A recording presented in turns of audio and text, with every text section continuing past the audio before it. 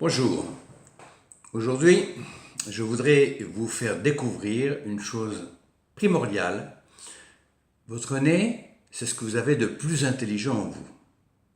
Quand je dis ça, les gens pensent que je blague. Non, non, non, je suis très sérieux. C'est une intelligence supérieure, à la hauteur de celle d'Einstein quand même. On a ça de lui côté intelligence olfactive. Einstein disait « je ne cherche pas, je trouve ». Votre nez, c'est ce qu'il sait faire. Prenons un témoin de parfum. Dès que vous le sentez, vous avez immédiatement dessus une réaction, bonne ou mauvaise. Vous avez le droit de l'aimer comme de ne pas l'aimer. Ça s'appelle le goût, ça ne se discute pas. Mais je parlais d'intelligence. Comment pourriez-vous dire de quelque chose « je l'aime » ou « je ne l'aime pas », c'est-à-dire d'avoir un positionnement sur cette chose, si votre nez, le sens olfactif, n'avait tout simplement pas compris ce que racontait l'odeur du parfum en question? Vous me suivez? Je vais enfoncer les clous. Je vous présente un texte ici écrit en chinois.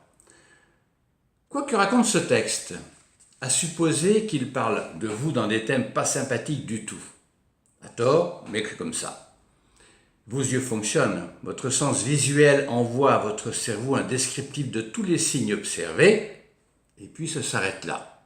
Quoi qu'il raconte, comme il n'y a pas de compréhension, vous ne pouvez en avoir de réaction.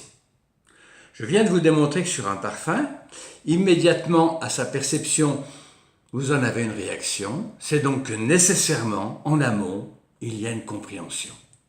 Voilà, c'est ça l'intelligence du nez. Alors, en venant chez Infine, on va faire travailler cette intelligence. Je vais vous faire sentir une cinquantaine de parfums. N'ayez pas peur du nombre. L'idée reçue, c'est qu'au bout de 4 ou 5 parfums, tout se mélange, je n'arrive plus à sentir. C'est une absurdité totale. Mais là encore, ce n'est pas de votre faute. C'est le protocole d'approche qu'on vous inflige qui est d'une absurdité sans nom. Vous allez comprendre. Quand vous rentrez dans tous ces merveilleux centres, d'abord, il y a une odeur qui vous envahit le cerveau, et puis après, pour tester, vous mettez un petit papier parfumé dans la main, un deuxième, le troisième, ça devient délicat, le quatrième, très difficile, le cinquième tombe par terre, vous n'irez pas plus loin. Et puis, vous êtes dessus. Je ne sais pas si je l'aime.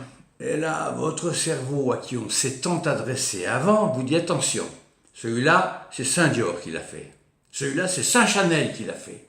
Et là, votre nez vous dit, bon, j'étais là pour bosser, tu veux pas, au revoir, il plie bagage. Et votre nez ne peut plus travailler, il ne peut plus jouer son rôle, et vous avez l'impression que tout se mélange. Non, le nez n'a aucune limite. Quand je dis aucune, vous pouvez sentir 50, 100, 1000 parfums, tomber de fatigue, pas de plus pouvoir sentir, à condition que le protocole le permette et qu'il n'y ait pas toutes ces influences de noms, de marques, de publicité, de présentation, de vendeurs, vendeuses, lumière, etc. Sur chaque parfum que vous sentirez, vous allez écouter votre réaction. Quand elle est négative, pas de complication, je l'oublie, je passe au suivant. Moyen entre deux, idem, je l'oublie, je passe au suivant. Par contre, chaque fois qu'un parfum va vous plaire, je vais vous donner une petite ardoise sur laquelle vous inscrirez la petite référence qui est ici, sur le parfum.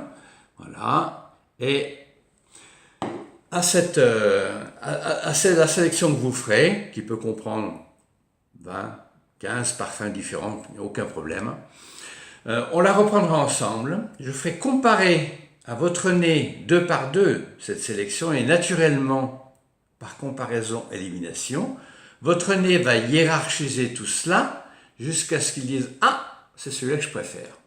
Eh bien, sachez qu'avec ce résultat, je suis à même de raconter votre caractère, votre personnalité. C'est ça, in fine. Un parfum qui correspond à vous, à votre vraie nature. À bientôt, j'espère.